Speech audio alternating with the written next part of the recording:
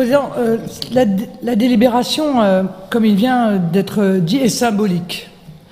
Je crois que ce symbole peut, compte tenu de la couleur politique, des couleurs politiques de cet hémicycle, effectivement nous réunir dans la lutte contre la radicalisation. Encore faut-il qu'on la nomme.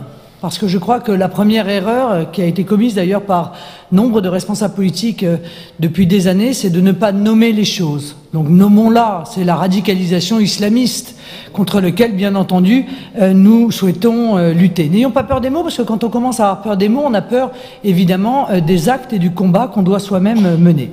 Alors cette prévention de la radicalisation, tout le monde s'y est cassé les dents, il faut quand même dire les choses. Est-ce qu'elle est prévisible ?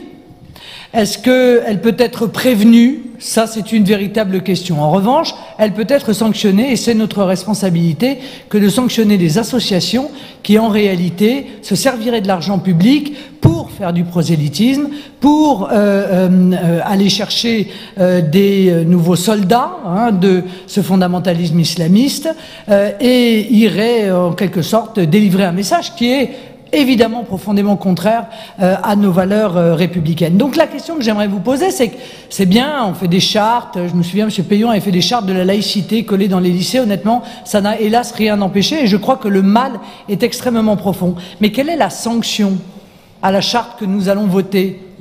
Est-ce qu'il y aura une sanction financière? Est-ce que sur la base de cette charte, le Conseil régional, sans se le voir reprocher, notamment devant la justice, pourra dire « Eh bien, nous vous copons vos subventions parce que, précisément, vous ne respectez pas la charte ». Parce que s'il n'y a pas de sanction, alors ça ne servira strictement à rien. Il n'y a rien de pire qu'une règle qui ne peut pas être exécutée parce qu'elle n'a pas force exécutoire.